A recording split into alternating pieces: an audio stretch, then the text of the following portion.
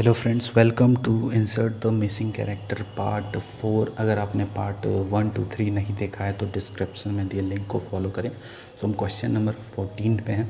ठीक है, सो 14th question क्या है, कुछ इस तरह से दिया हुआ है 9 8 3 2 5 4 7 6 और कुछ लेटर्स दिए हुए हैं अल्फ़ाबेट के QEI।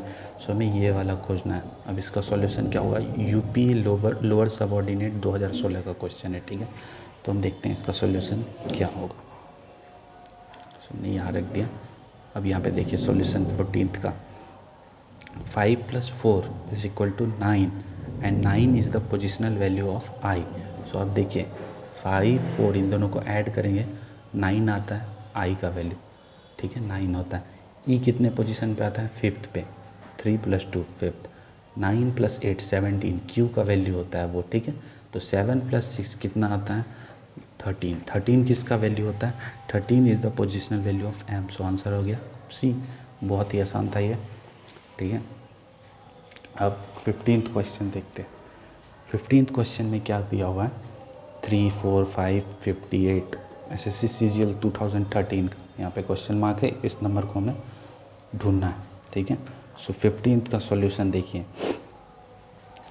हमने क्या किया, सारे नंबर को मल्टीप्लाई करके -2 कर दिया। यानी कि ये जो नंबर दिए हुए हैं कॉलम वाइज हमने सबको मल्टीप्लाई कर दिया, 3 4 5 मल्टीप्लाई करके -2 कर दिया। ठीक है, अब इसका सॉल्यूशन यहाँ पे देखिए, 3 4 5 को मल्टीप्लाई किया, -2 किया, कितना आया 58। ये नंबर आ गया। उस तरह 5 6 2 को मल्टीप्लाई कर देंगे, -2 कर देंगे, 58 आ जाएगा। 8 4 2 को मल्टीप्लाई कर दिए, -2 किए, कितना आ गया 62। उसी तरह से 7 6 3 को मल्टीप्लाई करेंगे और -2 कर देंगे, 124। आंसर क्या हो जाएगा, डी। ठीक है, अब है 16th क्वेश्चन। दोस्तों मैं आपको बता दूं कि हमने लॉजिकल रीजनिंग के सारे नोट्स बनाए। ये देखिए हमारे पास सभी चैप्टर्स के नोट्स हैं, ऐसे और भी कई नोट्स हैं। ठीक है, तो मैं आपको दिखा रहा हूँ। अगर आपको इसका PDF चाहिए तो आप डिस्क्रिप्शन में दिए लिंक से जाकर 30 रुपीज़ पे करके ये नोट्स ख़रीद सकते हैं।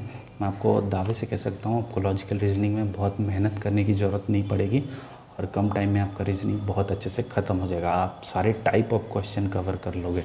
ठीक है, सो 16th क्वेश्चन देखते हैं। 3 9 5 18 7 इस तरह से ये डायग्राम दिया हुआ है और यहाँ पे क्वेश्चन मार्क है। SSC CPO 2014 का क्वेश्चन। सो फिगर 1 में हमने क्या किया, 81 डिवाइड बाय 9 -5 -3 विच इज़ 9 - 2 = 7। सो हमने क्या किया है बेसिकली,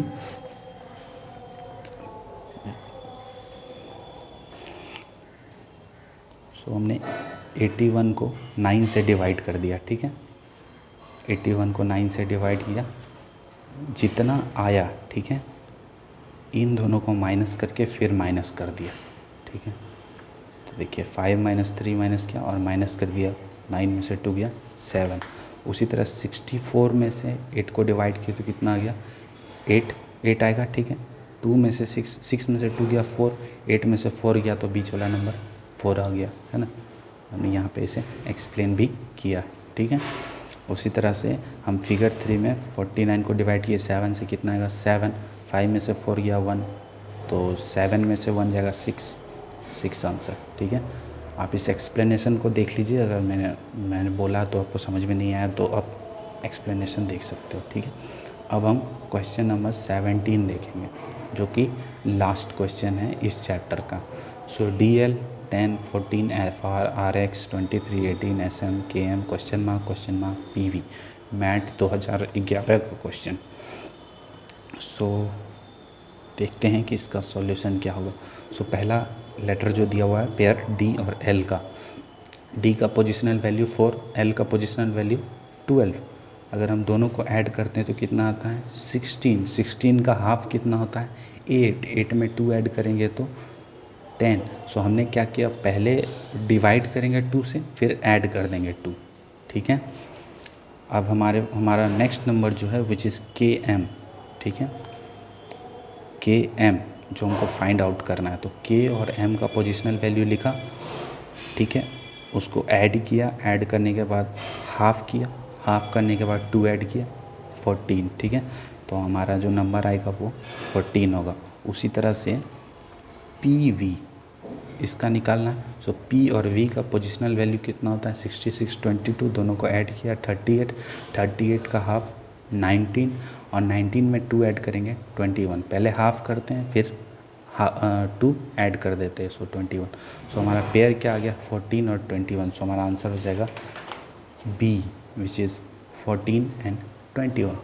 तो दोस्तों अगर आपको ये PDF चाहिए तो आप डिस्क्रिप्शन में दिए लिंक को फॉलो कीजिए, ठीक है। आपको लॉजिकल रीजनिंग के सारे नोट्स मिल जाएंगे। इन फ्यूचर हम क्वांट्स और इंग्लिश के भी नोट्स लाएंगे। सो आप अभी चाहें तो इंस्टा मोजो से परचेज़ कर सकते हैं इसे, ठीक है। Thank you so much for watching.